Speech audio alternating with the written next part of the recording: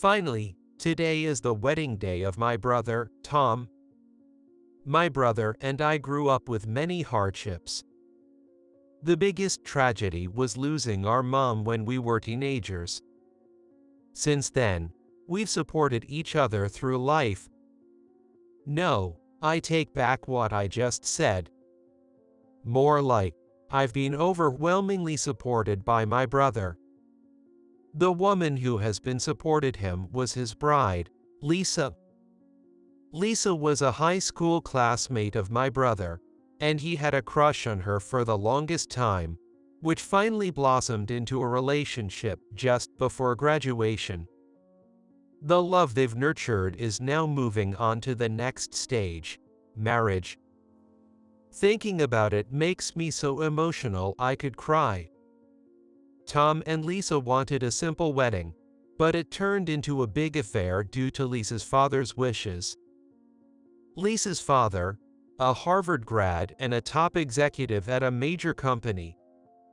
She said he was bossy, and her family was troubled by his attitude. Marriage comes with such things.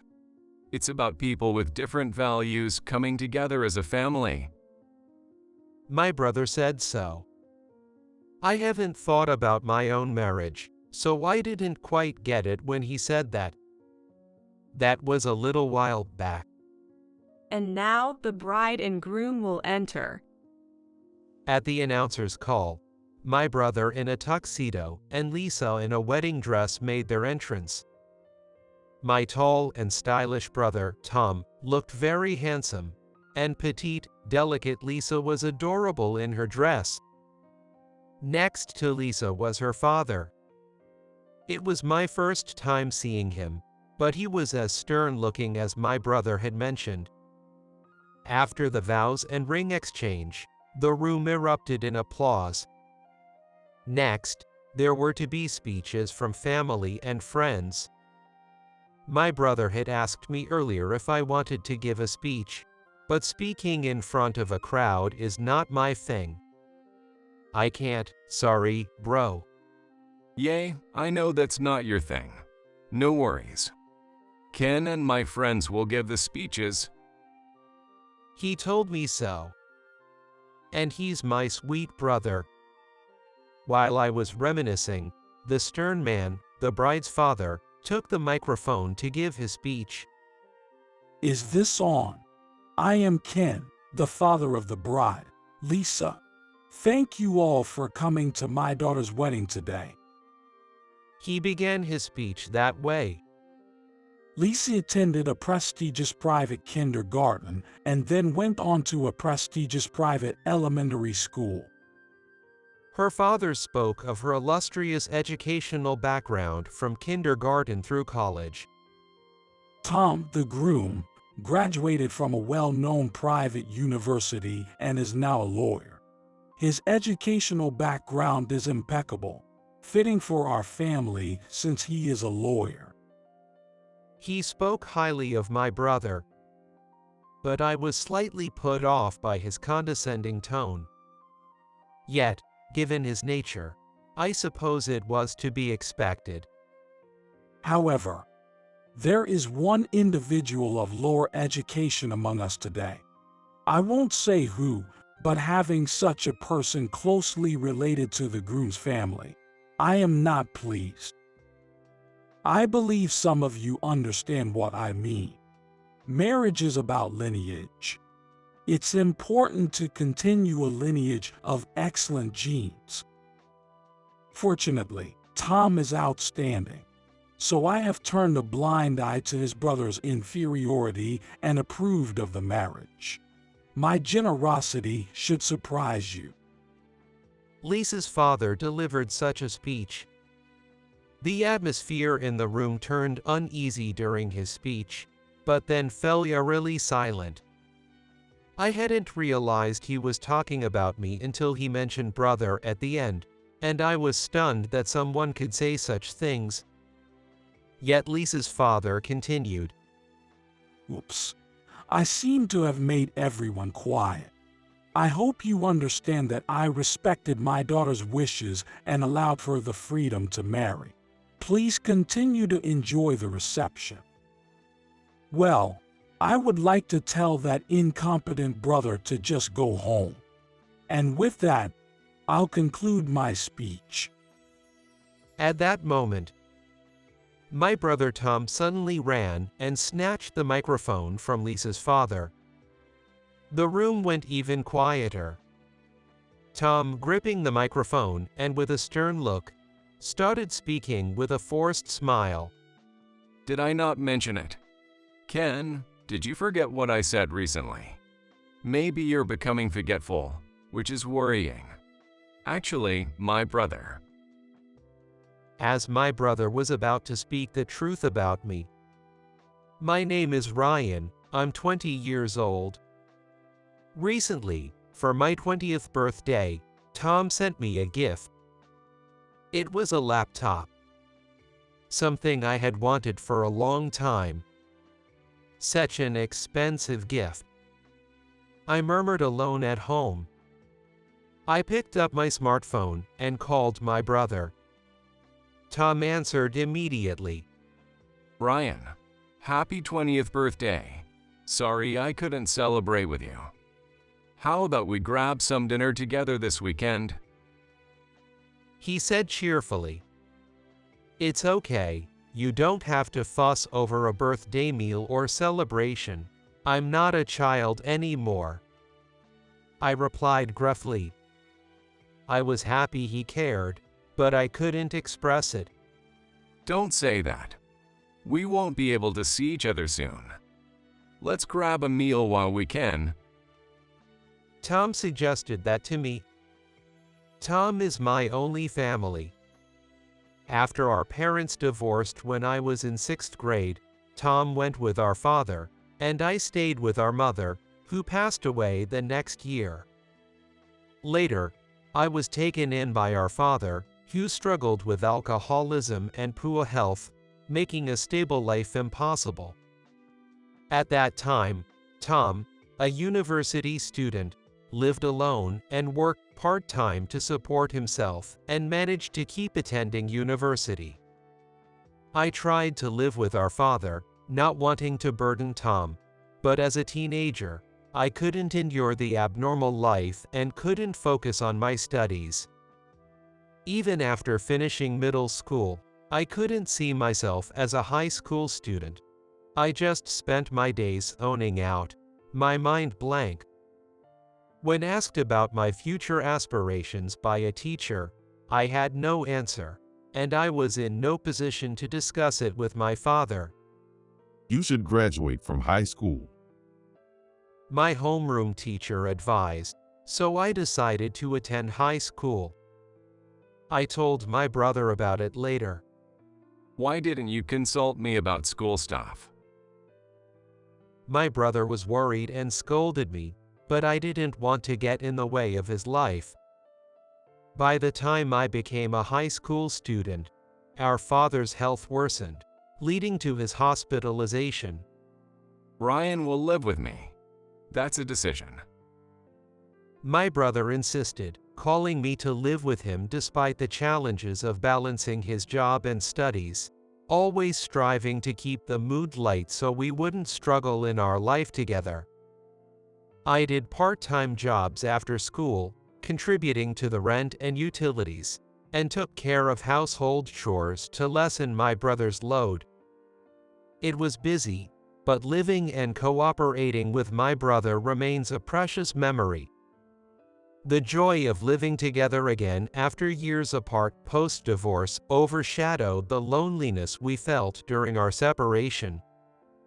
Strangely, when we lived together as children, there were times we found each other annoying and fought constantly.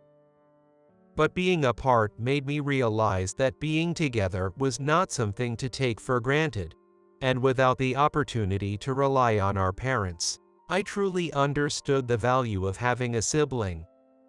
I went to see Dad at the hospital. It seems like his time is near. It was the fall of my first year in high school. When my brother stopped by my father's hospital on his way home from his part-time job, He talked to the doctor and told me so. Finally, you mean like that? I felt a lump in my throat. Our father caused us a lot of trouble. His alcoholism was the reason for the divorce from our mother, and though he might be considered a figure of resentment, the thought of losing both parents felt lonely. My brother just nodded silently. Ryan, could we have done more to save Dad? He said, tears streaming down his face. I couldn't say anything. I just cried.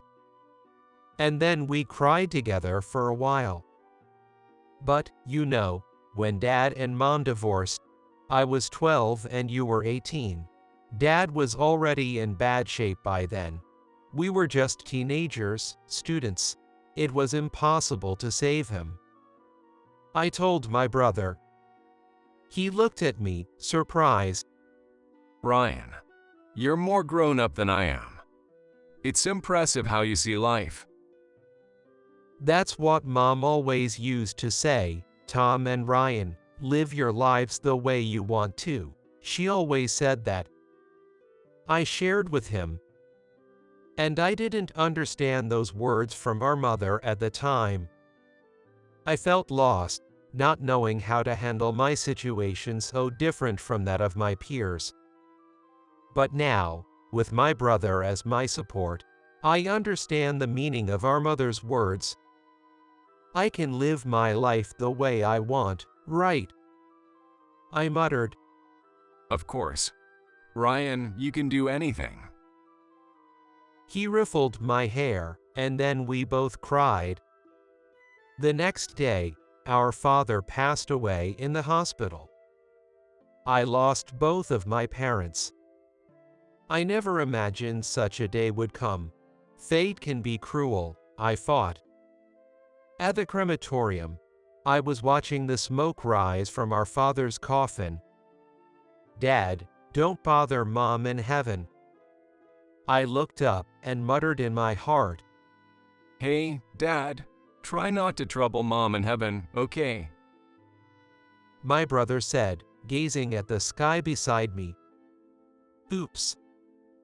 I burst out unconsciously. What's so funny right now? My brother asked, puzzled. Just thinking. We really are brothers, aren't we? Of course we are.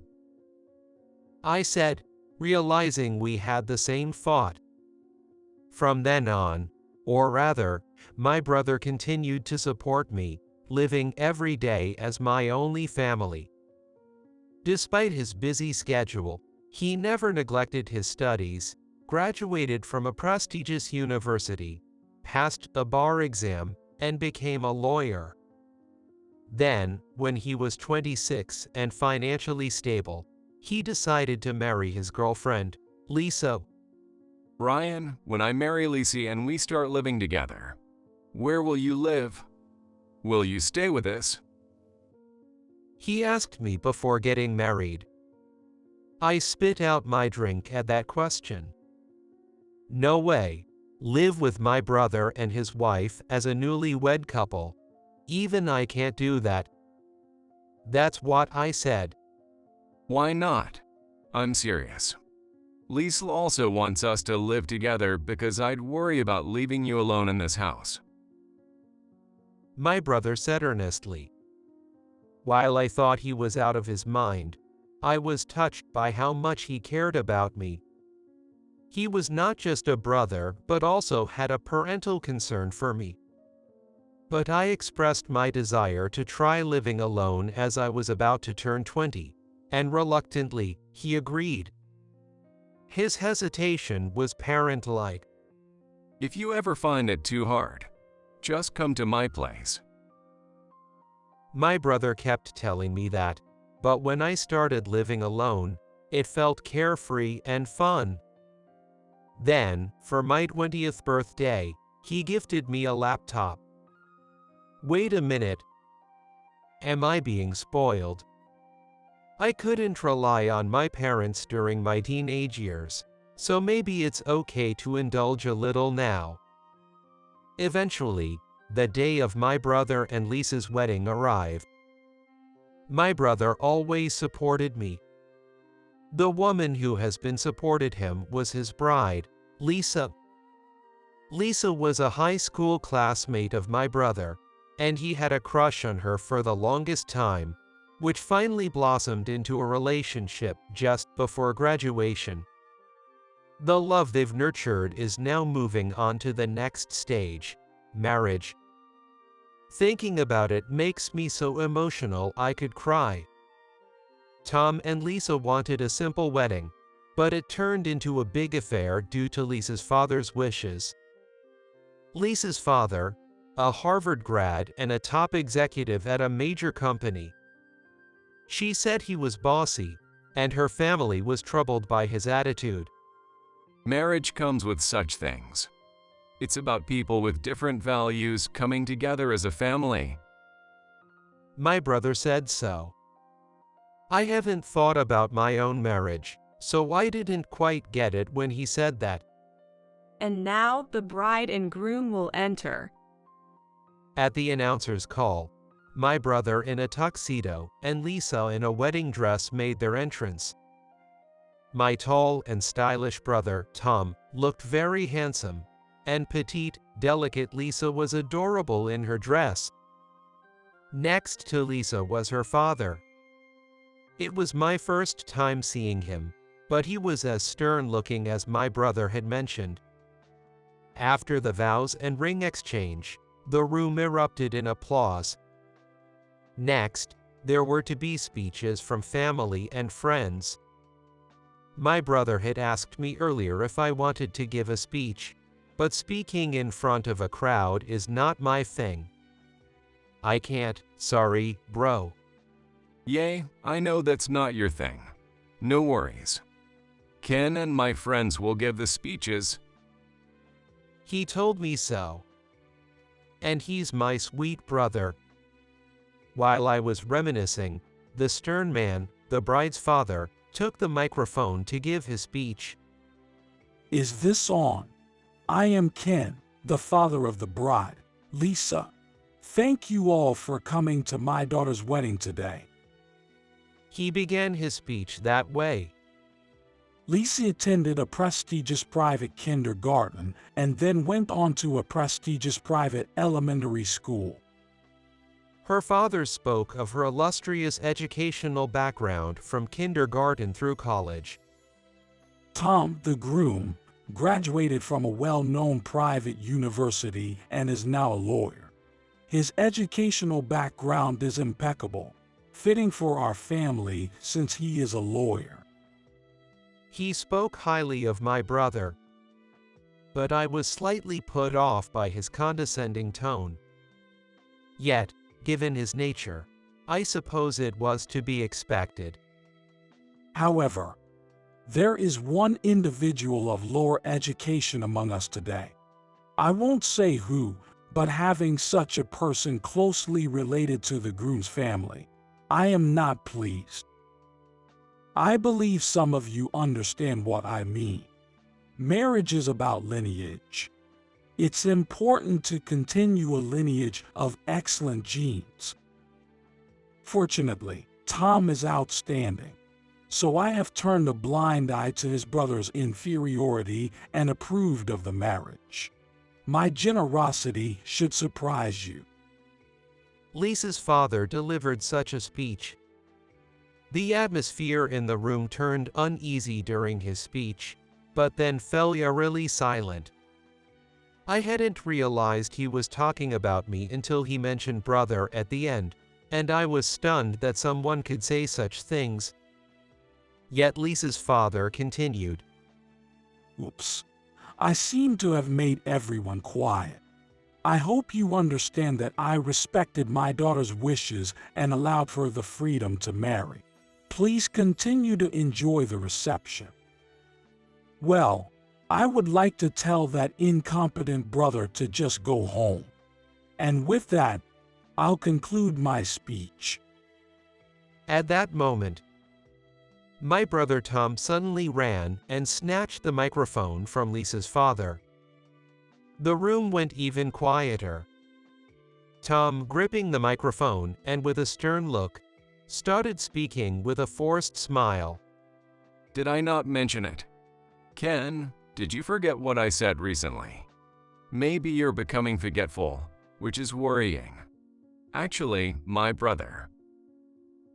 Lisa's father seemed to take offense at my brother's words and retaliated. You speak so rudely, Tom. Apologize. You two are far from excellent. It shows the inferior blood you carry. Then, the bride, Lisa, ran to the groom's side and took the microphone. If Tom is inferior, then I am too. No, wait, I misspoke. Tom is excellent. It's you, Dad. You're the inferior one. You can't even read the room. How pathetic. Everyone here must think so, right? Lisa said that. The previously silent room suddenly erupted into noise. That's right. The bride's father's speech was terrible. Voices from the crowd shouted. Then, an elderly man approached Lisa. He whispered something to her, and then she handed the microphone to him. I am Lisa's grandfather. This man, Ken, is my son-in-law. Seems like the same situation as today's groom, Tom, and Ken. Haha, let me tell you about something from a quarter century ago. He said. Lisa's father was visibly shaken. Wait a minute, please, Howard. Ken interjected. Lisa's grandfather continued.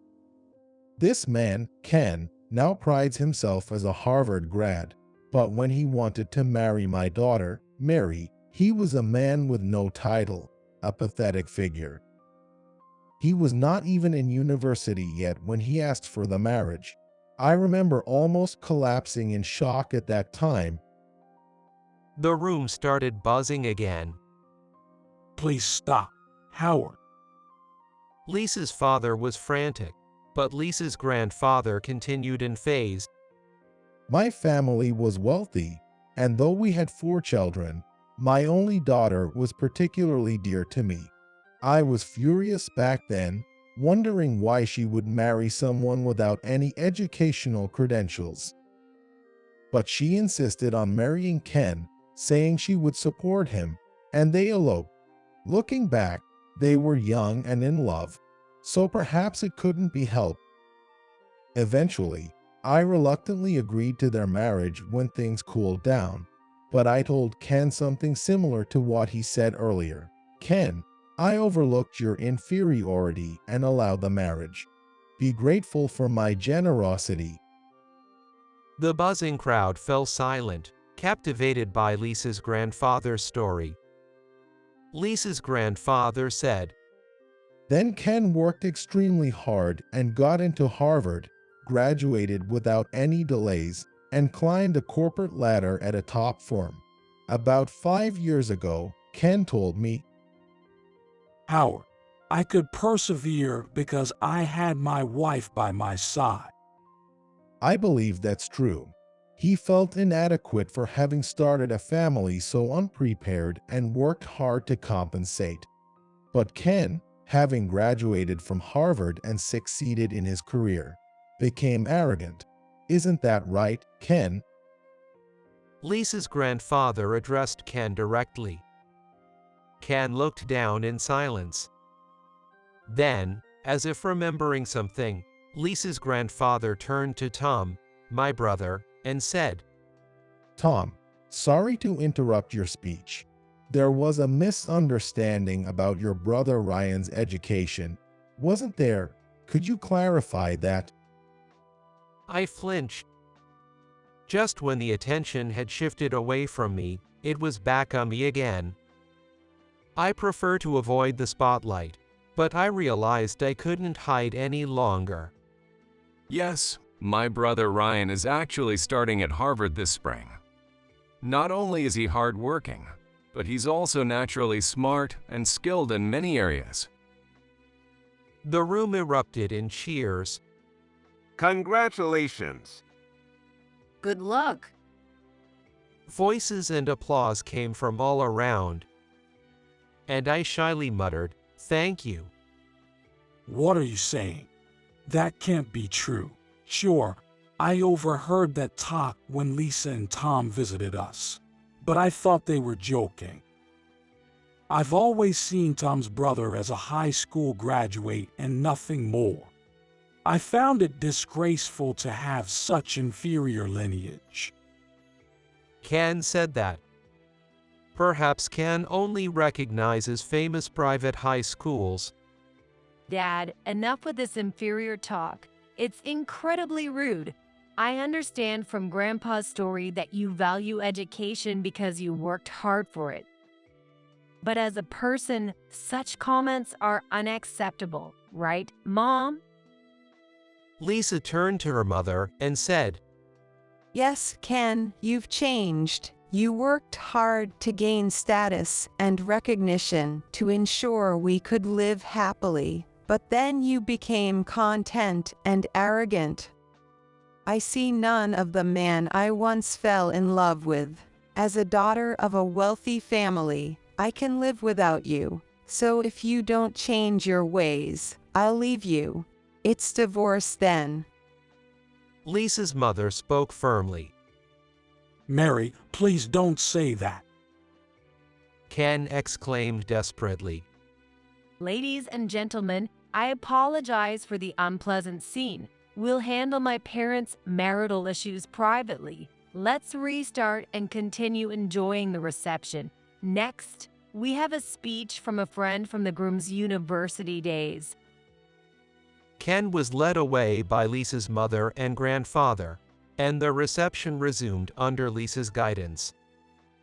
The friend's speech lightened the mood, leading to a peaceful and enjoyable celebration. After the wedding, I returned home alone, reflecting on the day. In spring, I'll start college. After losing my mother and living with my alcoholic father, I felt lifeless and couldn't see the purpose of tomorrow. But living and supporting each other with my brother changed me. Live your life as you wish. My late mother's words echoed in my heart. I managed to graduate high school. With a high school diploma, I believed I could attend university and do anything. I researched extensively and decided to work hard to get into Harvard. Going to Harvard is impressive. I know, but graduating is the real challenge. I've only been accepted. I'm not impressive yet. I'll strive to graduate, and then I'll truly praise myself. At that moment, my phone rang.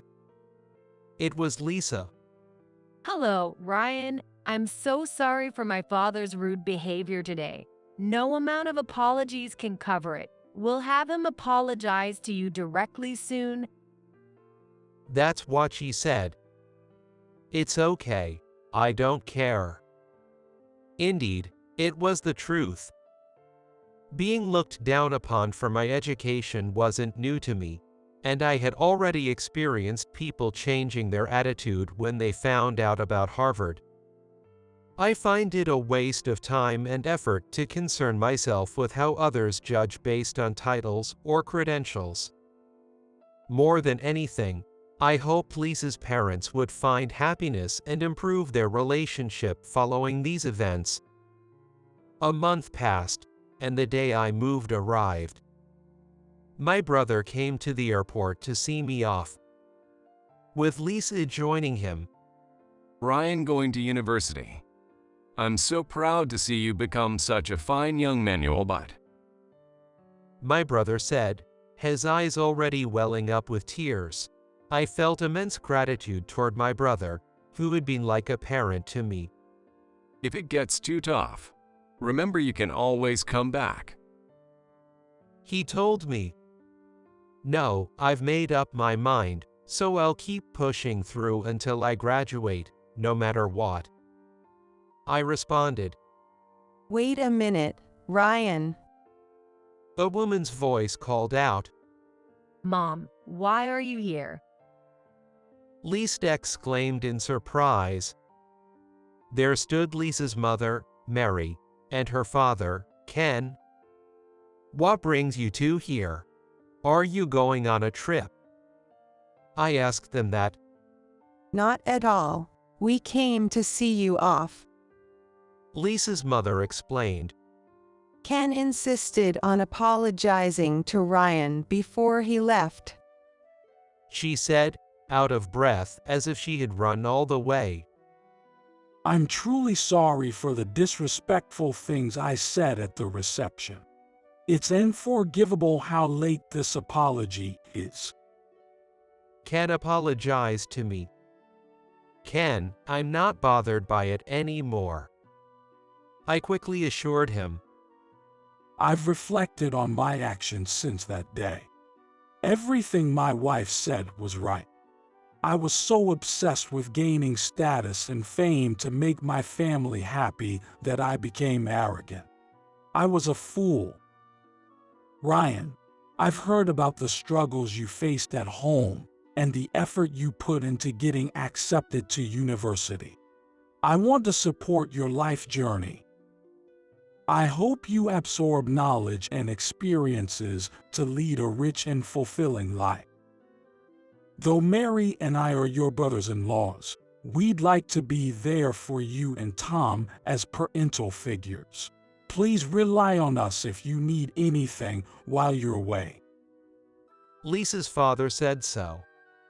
Maybe I won't be as dependable as your real mom, but students sometimes need guardians, so rely on us, not only just your brother. Lisa's mother also spoke. It might seem like Dad changed his tune because Ryan is going to Harvard, but we have assurances. Even if, hypothetically, Ryan quits Harvard within a month, Dad won't look down on him and will continue to support his life. Lisa said this, and my brother was nodding in agreement next to her. Really? Everyone thinks I'll give up and come back so soon?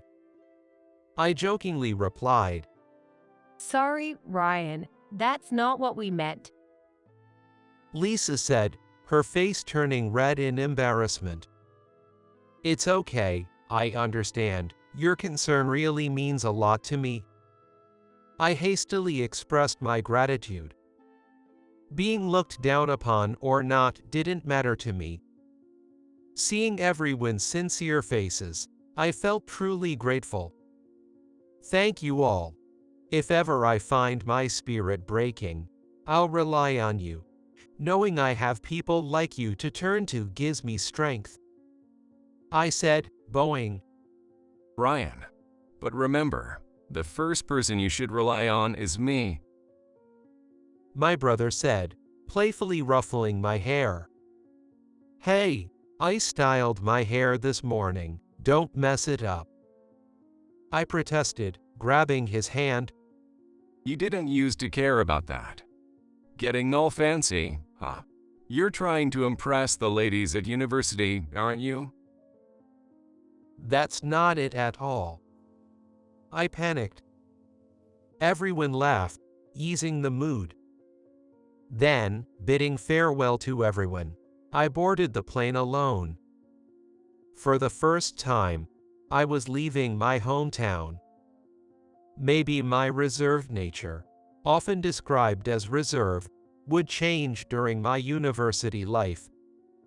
Flying above the clouds, I felt a bit closer to my parents in heaven. Mom, watch over me. I'm going to do my best at Harvard.